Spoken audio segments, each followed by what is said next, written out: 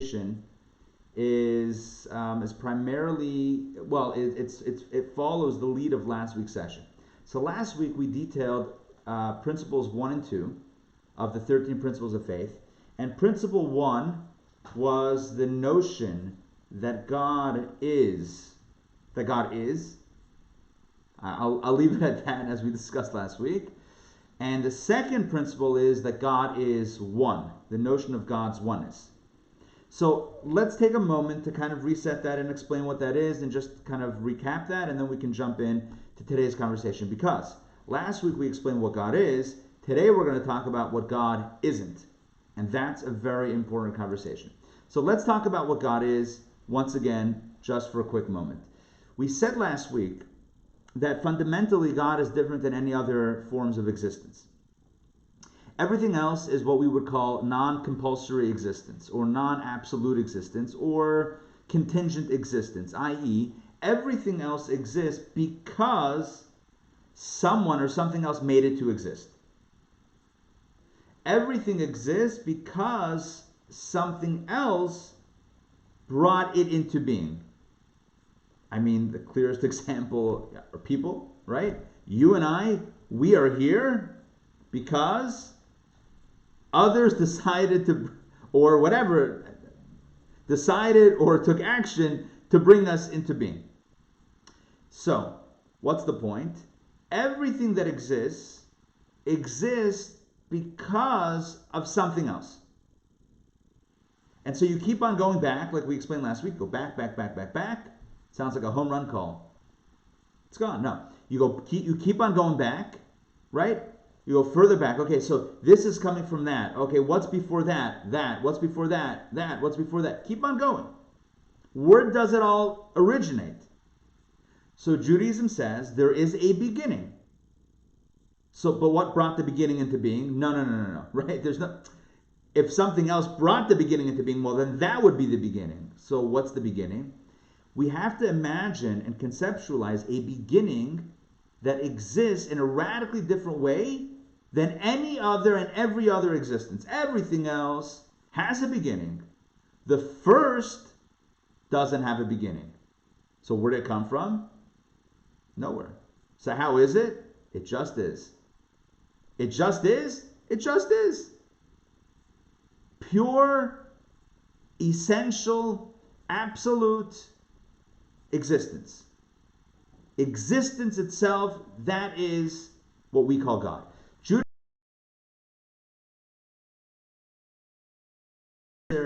Essential existence. God is existence. We also explained last week that therefore we have this Jewish notion that God is one, which we usually call monotheism, but I think I alluded to this last week, that monotheism has become many different things to many different people.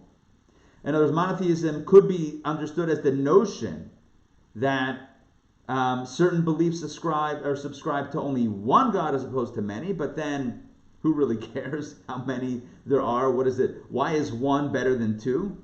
It's not golf. What, the lower number the better? It's like Abraham, the father of monotheism.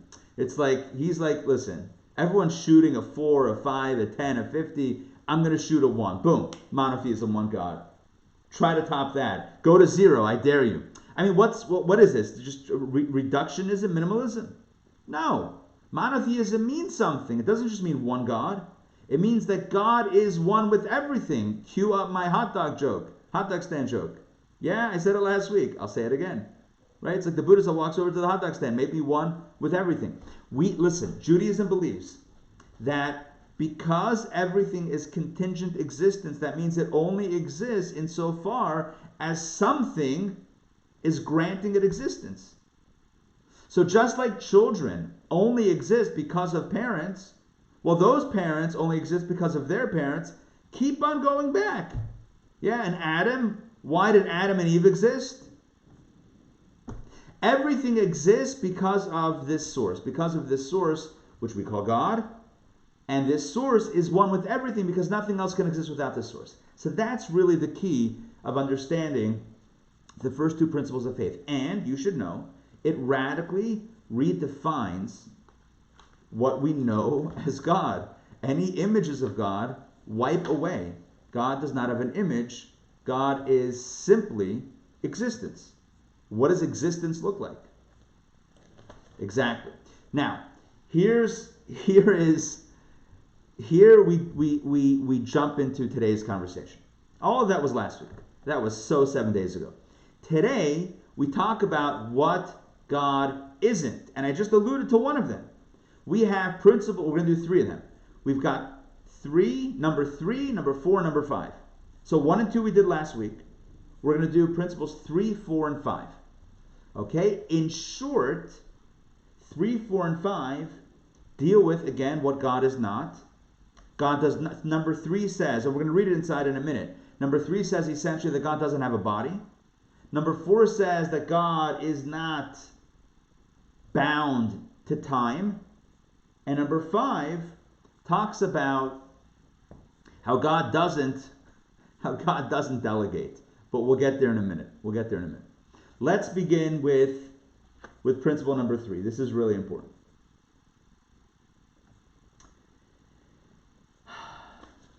Okay. Principle number 3.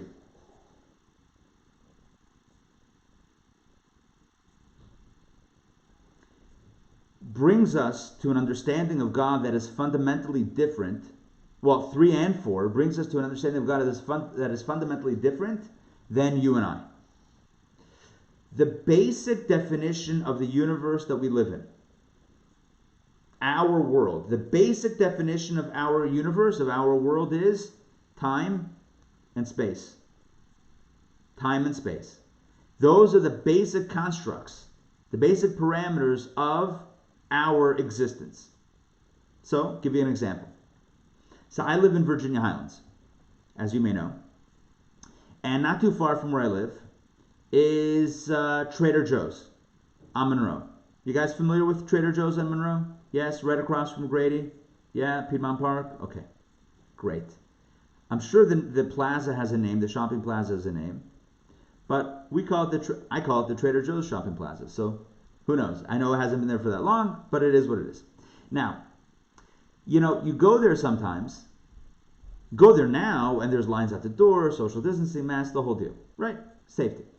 But in general, when you go there, very often, you will notice that it's very difficult to find parking. Has anyone struggled to find parking at that Trader Joe's? Or, you know what? If you haven't, anywhere. Have you ever struggled anywhere to find parking? Yes? You know the joke? Okay. You know the joke about the guy who was late for a meeting? Did I tell this last week? I don't think I did. No. Guy's late for a meeting, and it's a really important meeting. It's like a big deal's on the line right here. And so he starts like praying to God and bargaining with God. I was like, God, please help me out. I know I haven't always been perfect, but hook me up. I'm going to make it worth your while. Like, give me a parking spot. I really need this. Circles, no parking spot. Second time around, he's like, God, please. You know what? I'll go to synagogue this Shabbat. I'll do it. I'm going to do it for you. Hook me up with a parking spot. No parking spot. I'll do it for a month. 4 weeks in a row. It's going to happen.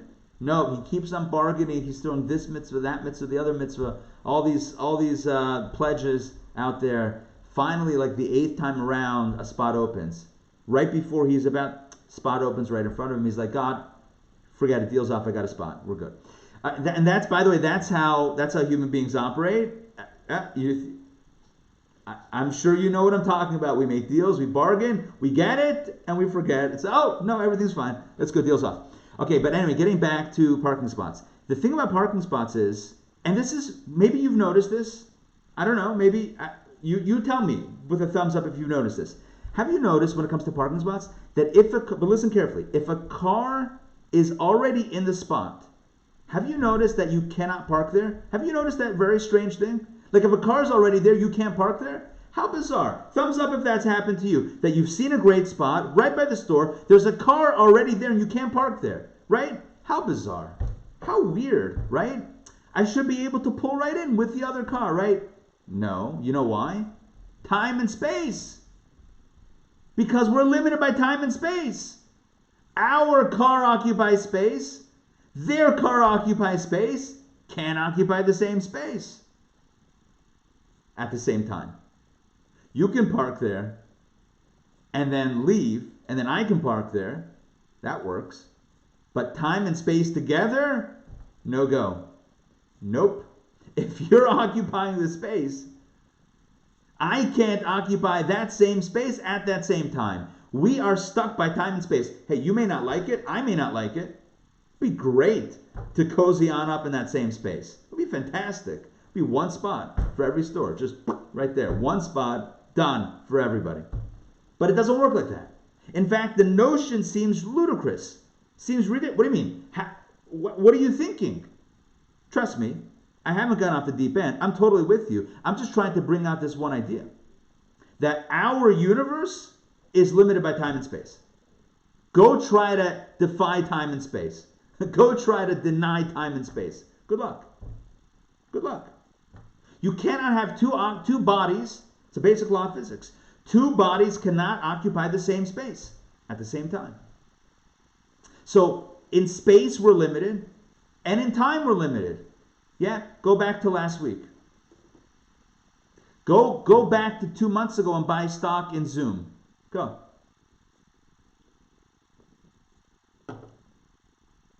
You can't go back in time.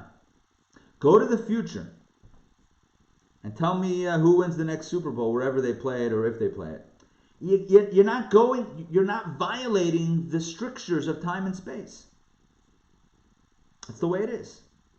So in Jewish parlance, in Jewish language, we call this zman. Zman means time.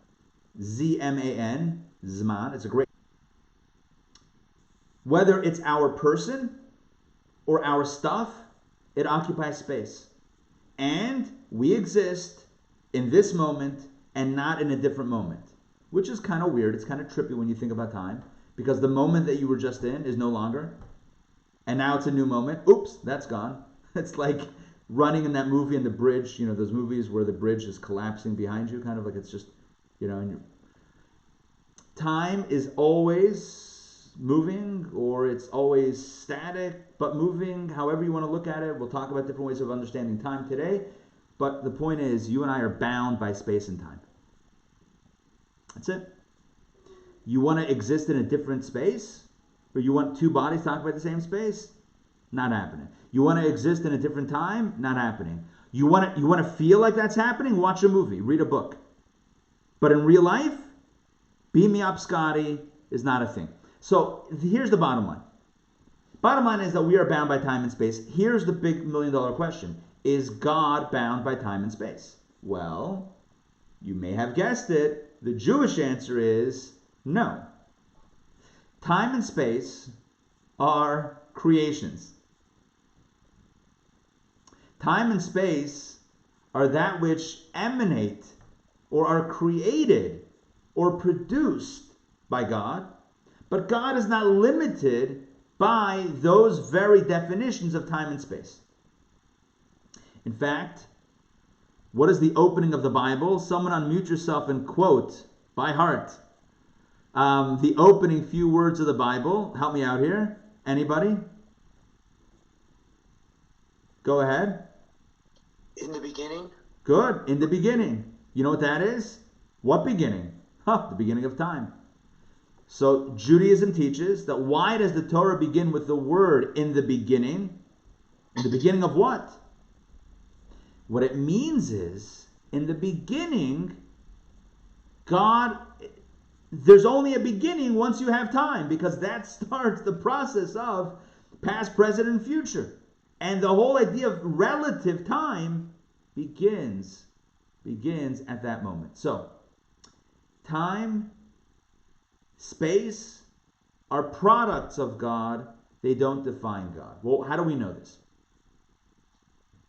So at the core, we're going to understand the following idea. And this is, again, this is going to speak to principles 3 and 4 of the 13 principles of faith.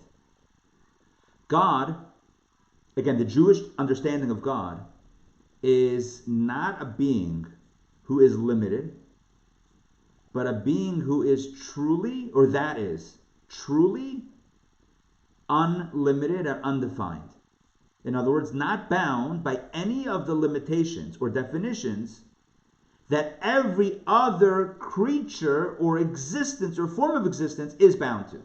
Because again, last week and today, we talked about how God exists in a fundamentally different fashion than everything else.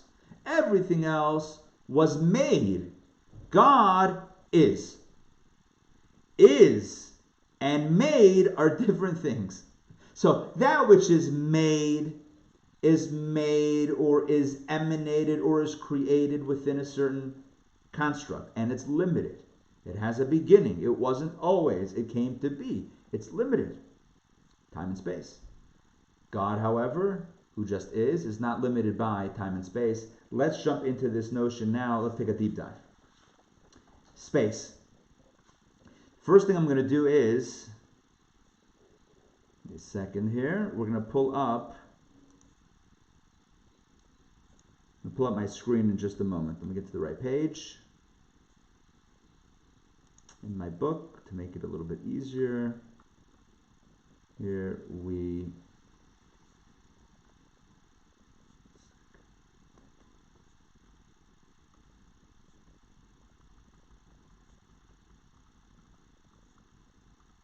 Okay. This is principle number 3. Let me share this with you. Sharing screen, and it's going on right now. Okay. Give me a thumbs up when you can see it, please. You got it? Okay. Let's read principle number 3 together. Principle number 3, the third principle, text number 2. Now you're probably wondering, what was text number 1? Don't worry. I got this. All right, text number 2. This is Maimonides. So that's a good thing because we're studying Maimonides. The third principle is that God is totally non-physical. God is not a body or a physical force. Nothing associated with the physical can apply to him in any way. Although the scriptures do speak of God in physical terms, it is only speaking metaphorically, and so our sages teach us that, quote, Torah speaks in the language of humans, end quote. The Torah teaches us this third principle when it says, in Deuteronomy, you have not seen any image. I need to tell you this. This is a radical idea. An absolutely radical idea that God is not associated with an image or a form. And I will tell you, and I'm going to say this straight up, this is something that not even other monotheistic religions ascribe to, that have images of God. Yes? Judaism is radically unique in that it ascribes to a radical sense of non-image to God.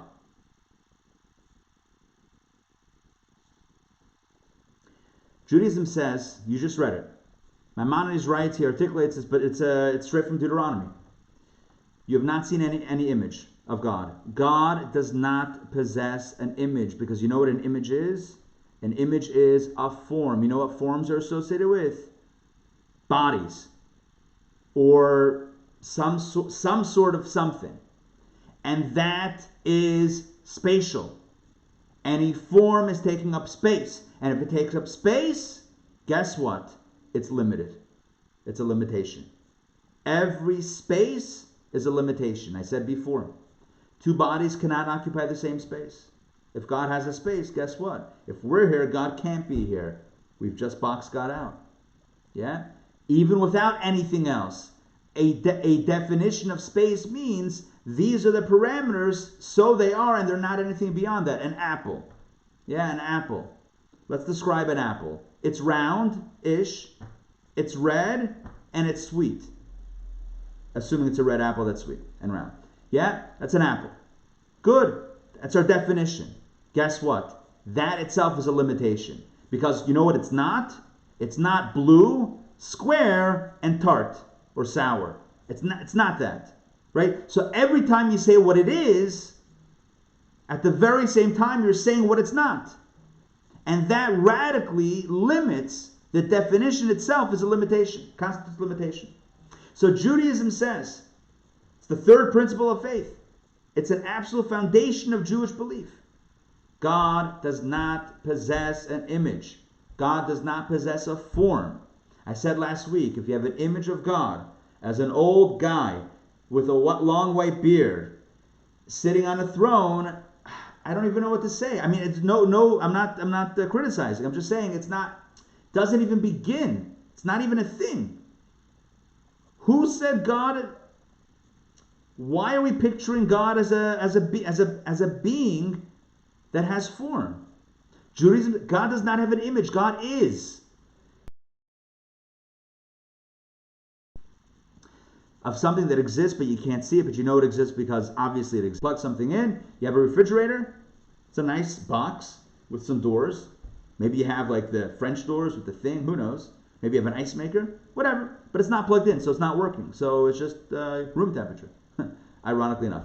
Then you plug it in. Oh, it's whirring. It's coming to life. It's popping out ice cubes. Oh, it's the whole thing. Mazel tov. Okay, great. How's it working? Electricity. Ooh, magic. How's it working? You plug it in. So what does the electricity look like? I don't know. Does it look like anything? It just is. It's power. Again, my limitations of knowledge of so maybe it does look like something. I don't know, but to me, I don't have an image in my head of what electricity looks like. I know the effects of electricity because it's making my refrigerator work. I know the effects of God because we're all here. But what does God look like? I don't know. What does electricity look like? You want to picture electricity like a big man with a long beard sitting on a throne? I think that's strange. How about that? I'm just calling that out as strange. I think it's bizarre. Why not a cat running through the meadow? I don't know where that came from. Yeah, because it's just electricity. It just is. It's just a force. It's just energy. It's power. Okay, we're getting closer. So Judaism has this radical, imageless notion of God. It's radical. It's not only, again, I'm going to say this one more time. It's not only radical relative to paganism and idolatrous practices, etc. It's even radical relative to other monotheistic faiths that seek to ascribe images to God. Judaism has never changed its story. No image then, no image now.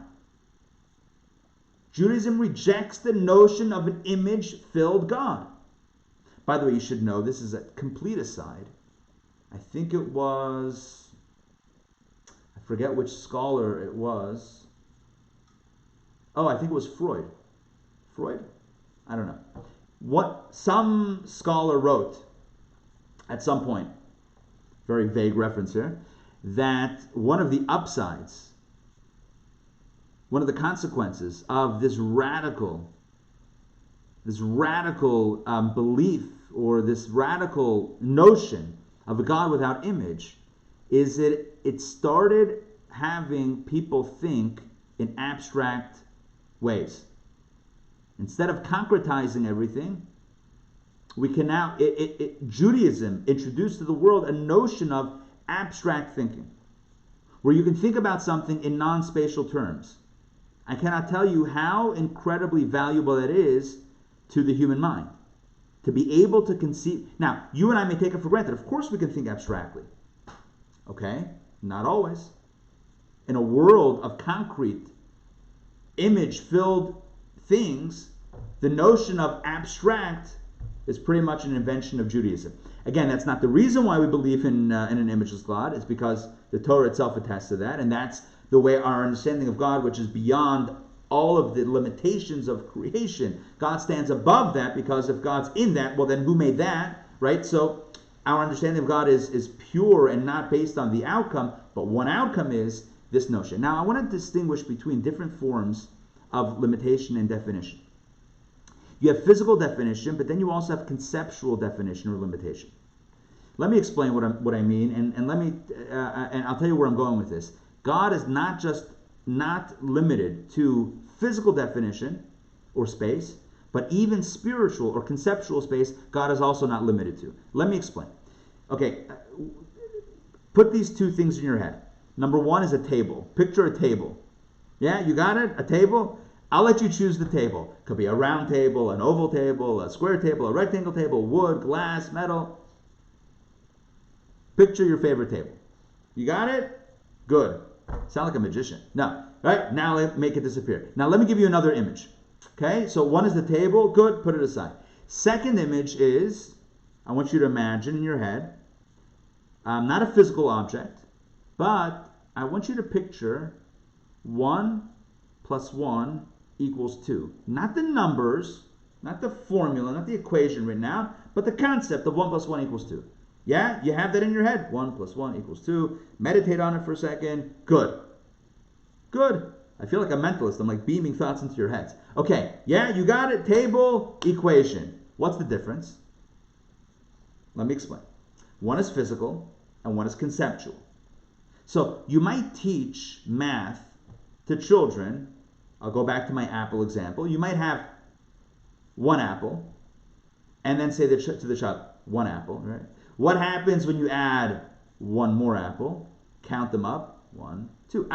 1 plus 1 is 2. So you could use something physical to embody the concept, but the concept is pure without apples, without digits, without anything physical. The concept of 1 plus 1 equals 2 is still true. Correct? Yes? Don't give me imaginary numbers now. Let's stick with normative mathematics. Yeah? 1 plus 1 is 2 is a formula that just is. It's abstract. It just is. However, it still takes up space. In other words, it's still a concept. It still has parameters of what it is and what it's not. 1 plus 1 is 2 is not, pi in both senses of the word, but also the mathematical formula, right? It's not what it's not, it is what it is. So, but here's the difference. I can have, if I have two tables, picture your favorite table again, and imagine two of them. Guess what? Double the space. I can picture the two 1 plus 1 equal 2s, two formulas, the same formula, they occupy the same space in my mind. In other words, two tables will double the physical space. Two of the same concept, the concept times 2, doesn't occupy double the amount of conceptual space. It's the same concept. Are you with me on this? Okay, I hope it's making sense. So there is a distinction between conceptual ideas and concrete items insofar as the more items you have, the more space it takes up, whereas if you double, in a sense, the formula, it's the same concept, the same formula, okay? Nonetheless, it's still, even the formula takes up space. So the point is like this. When we say that God doesn't take up space, God doesn't have form, God doesn't take up space, we don't only mean physical space, but even conceptual space, and I'll tell you why that's important. Because people try to imagine God as something, even spiritually. Yeah? God is kindness. God is that we attribute values or concepts, spiritual concepts, philosophical concepts to God. Guess what?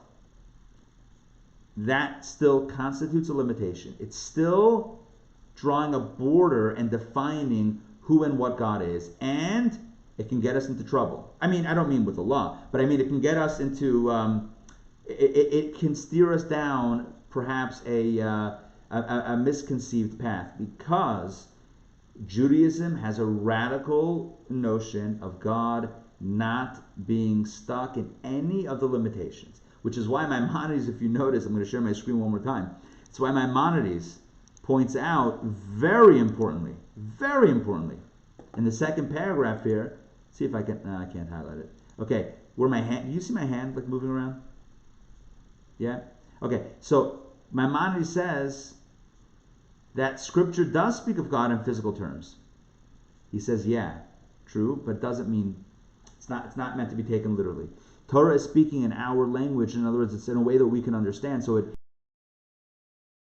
concept, because otherwise, how would you ever speak about God? Right? You'd speak about God using a different set of language that you and I wouldn't understand to begin with. So, as we wouldn't understand. Okay, let's take a look at text number 3. This is what I mentioned before about God not only not having physical limitations, but even spiritual limitations as well. Text 3. It is not at all appropriate to say that a spiritual being is closer to God than a material being. Instead, just as material existence cannot be ascribed to God, heaven forbid, so too intellectual and spiritual existence are inappropriate descriptions. Instead, he is exceedingly exalted above all such existence. So you can't even ascribe to God spiritual qualities. The only thing you can, honestly, this is kind of where we're left. Anything that you say about God will constitute a limitation. Right? Anything. Even if you mean it complimentary, it's still a limitation because you're creating a definition. Every definition is by definition limitation. So really the only truth you could say about God is, God is. I don't know, maybe even that's limitation. What, God isn't? I don't know. So, but again, the purest thing that you can say about God is God is. And God is beyond any of the limitations that we might ascribe to God. Be they physical, spatial, conceptual, spiritual, doesn't matter. Whatever we're trying to ascribe to God. Okay, I see a question coming in. Fernando's asking a good question. What do you mean God has no image? It says in Genesis, God said, let us make man in our image, according to our likeness. Of course God has an image. Good. So you have to understand. Maimonides addressed that, and I reiterated it in text number 2. Every time you encounter in Scripture an indication that God has an image or form, it says, I'll give you more verses. Listen, there are many verses. All the verses that say that God spoke to Moses? God spoke. Sounds like God has a mouth, right? What about God saved the Israelites with an outstretched arm? Outstretched arm? That kind of sounds like one of these guys, right? The Scripture is filled with these types of descriptions. So it's an excellent question, one that Maimonides addresses. Maimonides says that every time you encounter a description, a physical, an anthropomorphic, a human-esque description of God, it means only one thing and one thing only. Torah is speaking in the language of human beings. And Torah is giving us a description. Torah is giving us language that we can recognize. But it doesn't mean that God actually has those properties. And what does it mean that we're created in God's image? You know what some mystics say? Just like God has no image, you and I can also strive to have no image as well. Right? God has no image, so you and I can strive to also be a little bit more imageless. Instead of defining ourselves as boxed in with our limitations, status quo, I can't or I have to, let's try to transcend those limitations. Maybe that's the meaning of in the anti-image of God. We're created in God's image. God has no image. We also can try to defy our own image, although ultimately we're stuck on some level in our image. There are many, again, at the core, the answer is yes. There are many verses that speak of God as having an image, that seem to speak to God as having an image. Judaism radically understands this as not being an image, as being something that is used in language, but not something that's meant to be taken literally. It's meant to be taken metaphorically. It's an allusion to something. It represents something, but it's not meant to be taken literally. There are many examples like this in Scripture, many examples like this in our language. Yeah? We use language, metaphoric language, all the time. All the time we use metaphoric language and hyperbolic language that's not meant to be taken literally. The Torah, Dibra Torah Kalashon B'nei Adam. Torah speaks like the language of humans. Maimonides elsewhere elaborates on this. We don't have time to really do a deep dive, but I'll just mention this. Maimonides says elsewhere that every time Torah ascribes something physical or something anthropomorphic to God, it means how a person would have done it or how it would have seemed to a person had it been from a human being. So when you rescue someone, you typically outstretch your arm to pull them out. So that's how humans do it. So when we speak of God rescuing the Jewish people from slavery in Egypt, it uses the same language, although it's not the same method. That's kind of the short way of, I'm giving you a very quick, a kitzer, a very short summary of that topic. But again, Judaism fiercely maintains God has no image. Number 2, God is not bound by time. This takes us to the next principle of Maimonides, which is number 4. Once again, I'll share my screen. Here we go. Fourth principle, text number 4. Take a look at how Maimonides articulates this.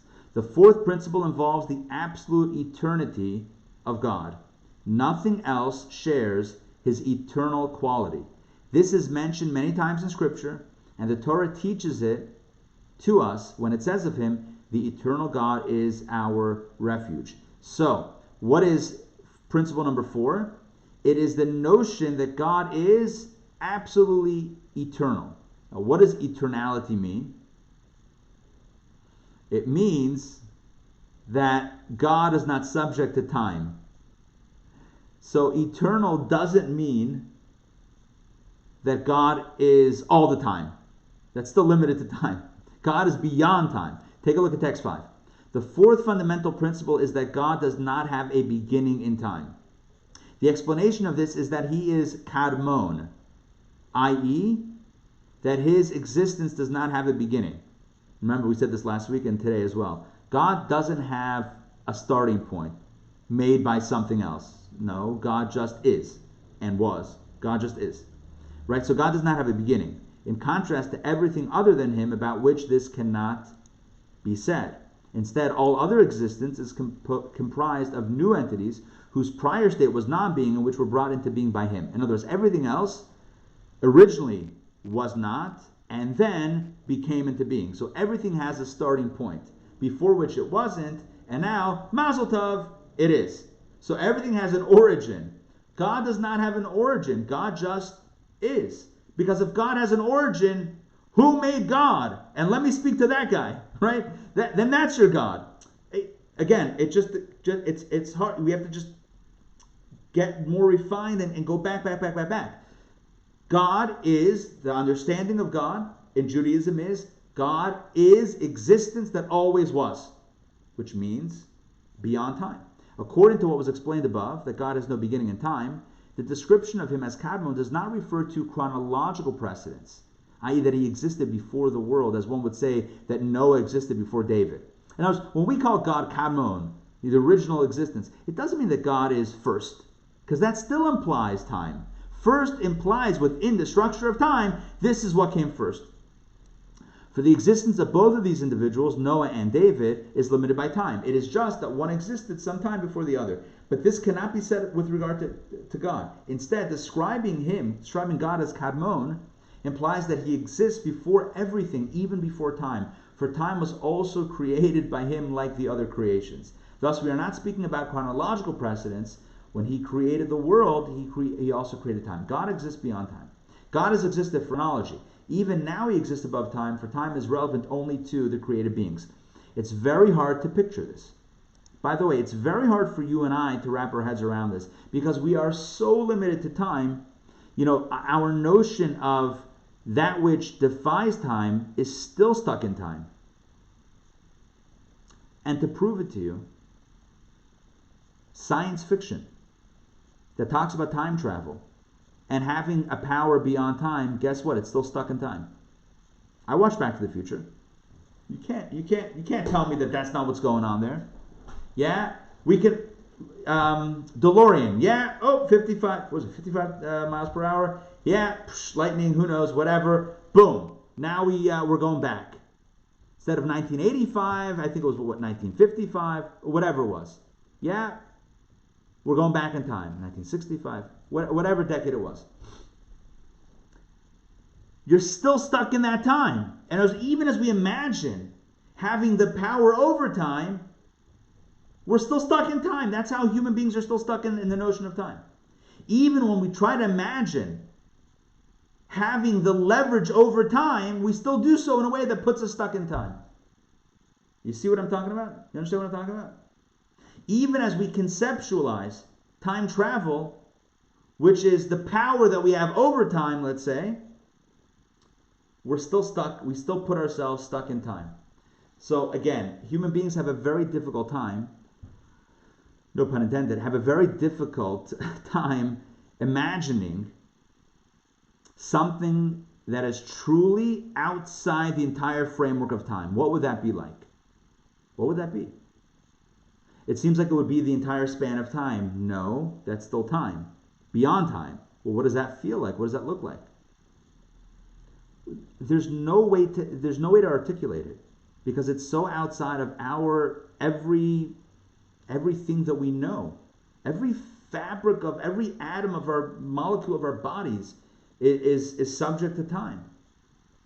So there's no way that we can conceptualize in a coherent way what that looks like or feels like or is like.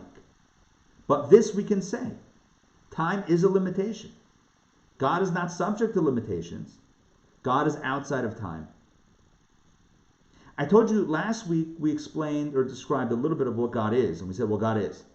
Today we're describing what God isn't.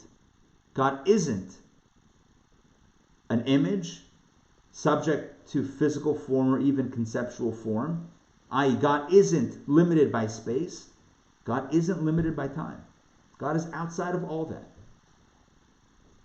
Now, this is, why is time a limitation? Well, there's two ways to look at it. Either because time is comprised of single moments that keep on progressing. So if we freeze a moment, this one moment right now, boom, one moment. And now we have the next moment, and the next moment, and the next moment. So time is comprised of moments. So many different moments, which constitutes limitation. One moment, one moment, one moment, one moment. And no matter how long time has been, the next moment is all that time plus one, which again constitutes, it's maybe a big number, but it's limitation. It's like the guy who goes to the Natural History Museum and sees the dinosaur fossils, the big the big dinosaur on display. And he asked the tour guide over there. He says, "How old are these? How old's this dinosaur?" He says, 15 million years and a week. Wow, 15 million years in a week? Like, how do you know so precisely? It's like, listen, I started working here a week ago, and they told me it was 15 million years, so I'm figuring it's 15 million years and a week. Okay, so time is always adding, and adding constitutes limitation. Time is also change. Time also is equivalent to change. Right? If nothing would change, time would also stop on some level, philosophically. So the bottom line is, if you ascribe time to God, what you're ascribing to God is limitation and change. And God is timeless, God is changeless, God is formless, God is not limited. Therefore, God is not subject to the limitation of time. Now, that being said, once we pull God out of the very fabric of the limitations of our reality, we run into the next danger. And that is saying that God is way too big for any of this stuff. Right? It's like, so now you're telling me God is formless, God is imageless, God is timeless, God is not bound by anything that we can see, feel, or imagine. Okay, we're now pushing God really high up there. God is really beyond anything in our reality. Okay, but now we encounter a danger. The danger is that we might be conceiving of God as being so beyond anything that we know, anything of our universe, time, and space, that God is totally out there. In other words, removed from our reality, and therefore not present or not involved. You should know that this is where idolatry came from. Let me explain. In the beginning, Adam and Eve, you thought I was going to quote Genesis there. In the beginning, Adam and Eve knew God. They really knew God. They knew they were created by God. They knew they messed up and violated what God wanted. Adam, the Torah says, hid from God behind the tree, behind the bush. And God's like, really? Really? Like that's, okay, that's not going to work. So anyway, but that's what happens. Human beings knew about God. So then what's the deal with idolatry? Like, how did that happen? It had to have evolved from somewhere. Yes. Maimonides traces it beautifully. Maimonides says that, people were thinking that God, well, it was an evolution. First, people thought, look, God is, life itself. God is the source. God is, and everything comes from God. But, God is so big. God is so, aloof, transcendent, not limited by any of this stuff, that God probably put some other forces in control. Like the sun, the moon, and the stars. God probably put those forces in control because God is not getting involved in this stuff, because God's way too big. So originally what happens is mankind moves away from God precisely because they were trying to do God a favor. Because they were trying to conceive of God as really big, they said, well, then God is way too big for this limited, finite, stuck in time, stuck in space world that, by the way, has corruption and pain and suffering and evil and all that stuff, right? But even not with that stuff, just the very limitations of this world are incompatible with God's perfect, unlimited being. Therefore, obviously, they concluded, God is not hands-on because, first of all, no hands. No, but second of all, what does it even mean hands-on? If you're so perfect, how do you deal with an imperfect world? Or with such a if you're unlimited, how do you deal with such a limited world? So therefore, the only conclusion must be that God put other forces in control of this world God created. It's like God is the ultimate CEO who put in a conclusion and a very dangerous conclusion. Because while trying to be nice to God, by making God very big, they made God small. By trying to make God really big, they made God really small. By trying to make God infinite and unlimited, they limited God. They could not conceive of God being able to relate to our imperfect, limited, finite world. They said, God is so infinite, there's no way God could relate to finite, to us. And by doing so, paradoxically, they put a box around God. They said, God is stuck elsewhere and not here. Who's here? Sun, moon, stars, constellations, astrology, all these other forces. This little God, that little statue, this image. That's what they started putting in as that the forces in control, because God's too big to be in control. By being nice to God, they were not nice to God. By trying to make God really big, they made God really small. Because what they did was, they paradoxically and inconceivably, they ended up limiting God. Limiting God to beyond and not within. They said, God can't be here, God's too big. And thus they made God small. So, the true definition of infinite and a being that has no limits, no image, no nothing, is not even the limitation of not being able to be in a limited space. You see what I'm talking about? I'll say that again. The true definition of God being unlimited is God is not even limited to being beyond limitation. Does that make sense? Did I give the example last week of different teachers? Or any of these weeks about different teachers? The kindergarten teacher and the advanced teacher. Did I give that example? Yes? Maybe in a different class? Okay, very short. You have a teacher who can teach little kids really well, but put them in an advanced physics class, they won't be able to do it. But then you take the advanced physics professor, who seems like the greater teacher because it's a higher level, let's say, but put them in a kindergarten class, they can't teach there either. Right? So each of them has a limitation. If we conceive of God as being too big to fit into our world, then we've limited God. We've said God is the professor, the university professor, works really well up there, but can't relate down here. That's also a limitation. So Judaism believes that God is not limited even to the notion of being infinite. God also can connect with the finite. Not that God is limited or finite, but God is so infinite, God is everywhere, including in this space. That precludes, first of all, that's a definition of oneness, like we said last week, but that also precludes the notion of idolatry. Because what is idolatry at its core?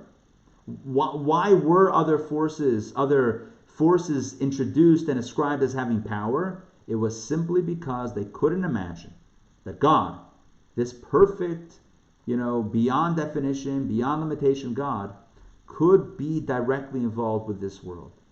And the answer is, don't limit God. Don't tell God what not to do, or what to do. I'm going to share my screen now, and let's look at the fifth principle of faith as articulated by Maimonides. Okay, let me make this smaller so I can... right here. Didn't have to go far. Okay, here we go. Let's read it inside.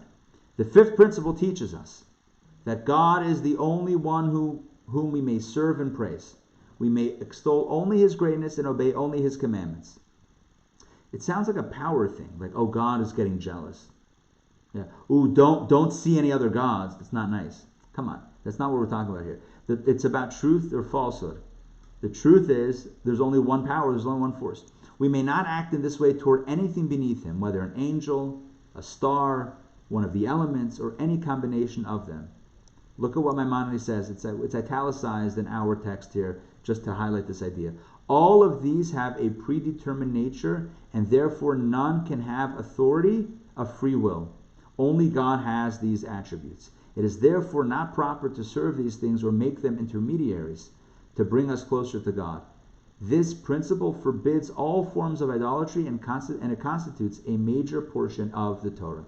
In other words, what is principle number 5? Not just God is, not just that God is one, not just that God has no form, not just that God is not bound by time, but that God is the only force in control. Nothing else has power. This is a really important notion. That God is so big that God can power everything. I see again Fernando's asking a question in the chat. What about forces of nature such as gravity or magnetism? Is science idolatrous? Well, who's gravity? What's gravity? Where does gravity come from? Gravity created itself? Where does gravity come from? When we talk, again, it's very important to strip out any anthropomorphic, any human pictures or depictions of God and recognize God as existence itself. So what is the force of nature? Why is that outside of God? That's the whole point of God is one, and the whole point of not having any other gods. And as you see here in this italicized text, Maimonides says, all of the other forces of nature have a predetermined nature and none have free will. Does gravity have a choice not to act as gravity? No.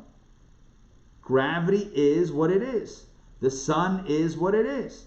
Everything is as it is and as created in a certain fashion. And so, in the final analysis, what Judaism calls on us to live by and be faithful to, it's not just a philosophical construct of who and what God is, and God is not defined, and God is not limited, and God is so beyond that God is even within. Because God is not even limited to the unlimited. God can also be in a limited space, and that also doesn't constitute a limitation, because God perfectly is, and that is a bit mind-bending, but that's what Judaism teaches. But it's not just that. It's what Maimonides says. Don't give anything else power. You see, we go around life, we live life giving so many other things power. We give people power. We give Wall Street power. We give Hollywood power. We give power to so many things.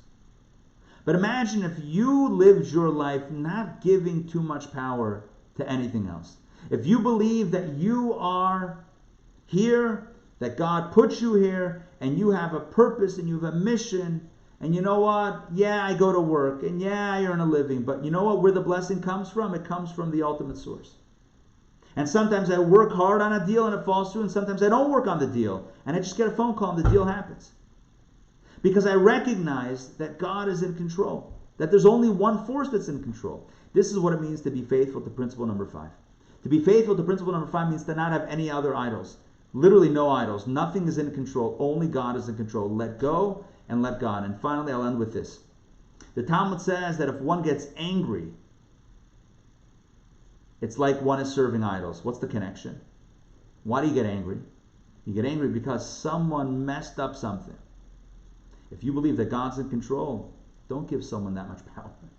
Don't give someone that much power. Oh, I know it's hard, and there are many scenarios that might challenge this notion, but it's something at least to work on. It's an avoda. It's an inner work to work on to get to a place where we can truly feel that only God is in control and everything else is just playing a role, but ultimately God is in control.